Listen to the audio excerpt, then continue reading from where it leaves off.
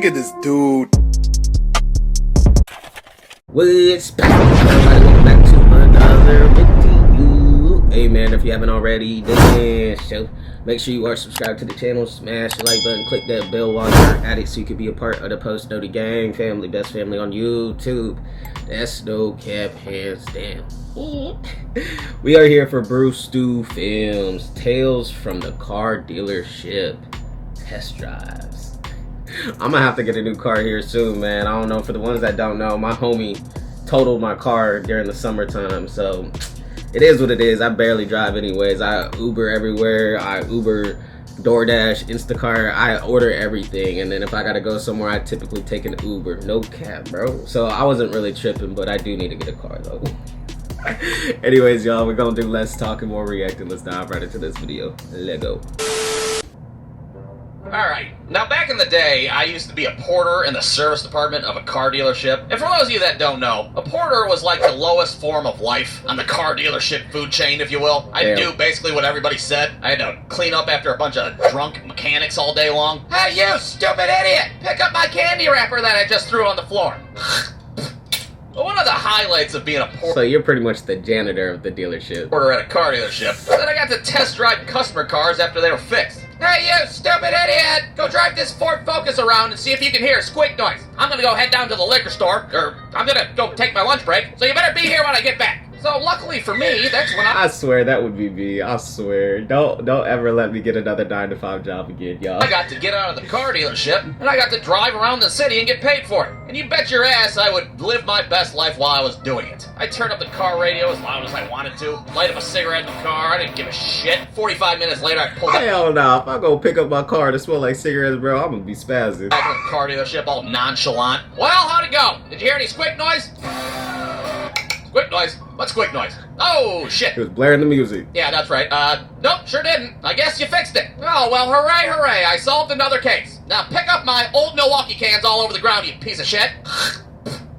Yeah, so needless to say, test driving cars would pretty much be the highlight of my job. And hell, I got to drive some pretty sweet cars while I was at it. I was driving people's super expensive cars, old-ass Mustangs. What the hell am I doing to this old-ass Mustang, huh? Who the hell would let this 20-year-old piece of shit... Is that actually him, too? That's funny. ...drive that thing? Now, one time I even got to drive a fucking dump truck around the city. Can you imagine that? I felt like I was in a goddamn... I can't imagine driving a big truck. To be honest, like, if I could be like one of those truck drivers, those big truck drivers, I would, but I do not like driving big vehicles. I could never, and I also hate driving. Like, I hate driving. I can't imagine being on the road for fucking 20 hours at a time, bro. No. Damn twisted metal video game, for Christ's sake. But I have to admit that it wasn't always cool cars that I had to test drive. Sometimes they would indeed be pieces of shit. I've driven cars that have been used as ashtrays for like a decade, and I've driven cars where I've been up to my asshole in garbage. Now, one time I had to test drive a car that was not only filled with garbage, but there was like a... See, like, and I'm like low-key OCD. Like, things have to be neat and organized and stuff like that. My car was always clean, always... You feel me? Every time I get into someone's whip and there's trash everywhere and stuff like that, bro, I don't understand it. Like, just clean the car. It takes 10 minutes. Pan of like old moldy fucking lasagna sitting in the passenger seat. I had to drive that car with the heat on and the windows up because there was a fucking intermittent clicking noise with the blower motor. Yeah, imagine that shit. Imagine if like the inside of Rosie O'Donnell's belly button suddenly became a vehicle and you had to climb up in that bitch and drive it around. But I have to say, sometimes it wasn't how gross the car was on the inside. Sometimes it was what was on the outside of the car that was the problem. Like, for instance, one time I had to test drive a lime green Ford Fiesta, and if that already wasn't gay enough, there was a big vinyl sticker on the back windshield that said, "If you're gonna ride my ass, at least pull my hair." Oh, god damn it.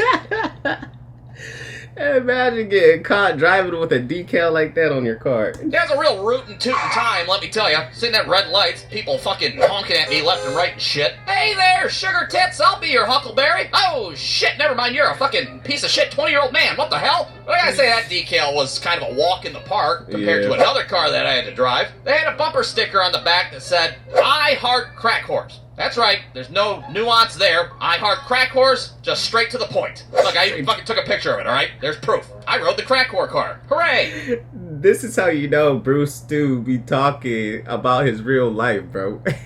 Yeah, for sure, that was another real rootin' tootin' time, let me tell you. Rootin' tootin' Hey, time. me too, buddy! Hooray for the crack horse, hooray! So every day, I really didn't know what kind of car I was gonna have to test drive that day. I didn't know if it was gonna be the fucking speed racer car, or if it was gonna be Fred Arnold's nasty truck, where he kept the bucket inside that he pissed and shit. Aw, Who's man. to say? I don't know what's on the scale. I don't understand how some people can live the way they live, bruh.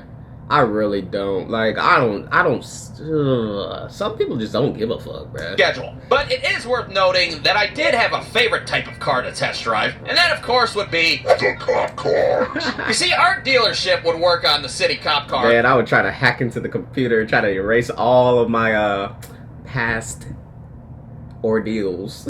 All the time. And anytime a mechanic would be like, hey, I need somebody to test drive this cop car. Me, I'll do it. I'll fucking do it. I will impersonate a police officer. I'll do it. Let me do it. Now, if you guys have never driven a police car around the city before, holy hell, it's like you have superpowers. I actually had a couple of homies back in Houston, YouTubers. They actually ended up going to jail because they impersonated as police officers, pulling people over for a YouTube video. They ended up going to jail for it. Everybody in your vicinity is all of a sudden the best driver in the world. Everybody's got their seatbelt on, and they're 10 and 2-ing it like perfect little angels. Now, I know it's not nice, but my favorite thing to do while test driving a cop car is to pick one random driver on the road and just follow that motherfucker everywhere he went. Just make somebody's life absolute hell for the next 20 minutes. Why not? Oh. Yeah, I would be scared as hell. I do not like the police, y'all. Every time I'm on the street, on the road, bro, and I see a cop, I'm like... Oh man, why is this motherfucker following me? Oh man, I bet it was that time I took a shit in that urinal at Denny's. God damn it, what was I thinking? Sometimes I fucking hold a gun up too, just to add more pressure Like the police would leave their guns in there. to the situation. I'd always think about chirping the siren and try to get their ass to pull over. I'm sorry, it was just a joke. Nobody even fucking eats at Denny's anymore. Now, of course, I never fucking pulled anybody. It's actually kind of funny because I think I had Denny's last week. I DoorDashed it. I was really in the mood for some breakfast, and it was late at night, and Denny's was open, so I DoorDashed it. Over. That's a felony, you son of a bitch. But goddamn, it sure would have been a good time. Well, driving a cop car around was all fun and games for me, until the one day where I pulled up to a red light next to another fucking cop car, with a real cop inside of it. And I'm looking at him, he's looking at me, and I can tell this cop is like, did this motherfucker just steal a cop car? Am I about to have to bust his ass right now? So without even thinking, I just roll down the window like, hey, I didn't steal it. I work at a car dealership. It's getting fixed. Please don't shoot me in the face. Holy fuck. And this cop, I shit you not, was like, yeah, well, don't be doing any cheeky shit in that police car, right? You fucking retard. Alright, he didn't call me a retard, but that was pretty Can you imagine a cop calling you a retard, bruh? Oh, man. Hopefully someone recorded. much the sentiment of what he was saying. It's like this cop looked at me and he was like, I bet this motherfucker's following people around in a cop car. What a piece of shit. So naturally, I took that cop's warning and, well, did absolutely nothing about it. But I'm still gonna follow people around in a cop car, right? It's not illegal for me to follow people in a public You might as well have some fun with it. street, is it? What is this, fucking Pakistan? You can't have fun anymore? So that's it. That's what it was like, test driving cars for a living as a broke-ass porter at a car dealership. And if you think I'm an asshole for the way I test drove cars, well, that's pretty fair. Just know that karma did eventually take a huge bite out of my ass just a Karma always knows how to sneak up on your ass, bruh. few years ago when I brought my car into the dealership for an intermittent check engine light. And yeah, you guessed it, a 20-year-old dumbass porter test drove my car around and promptly turned in front of a giant fucking bus. Now, luckily, nobody was hurt in the situation, but my damn. car was definitely fucked 6 ways to Sunday. So yeah, there's karma right there, huh? The world works in mysterious ways. That's what I get for being a piece of shit. The end. Honestly, every time I think about or anytime I'm going through anything like bad in my life, I'd be thinking like, damn, what type of karma am I getting right now? Like, I swear, like, and I know, like, I'm not the perfect person. Like, I've done a lot of grimy stuff in life, you feel me? Not like grimy, like, towards people and stuff like that, but just things in general. But I be thinking, like, sometimes, like, damn, this must be karma for something I did, bruh. Hey man, if you guys made it to the end, I greatly appreciate it. Smash the like button, leave a comment, click that bell. Till next time, I'm gonna see y'all next time. I'm out.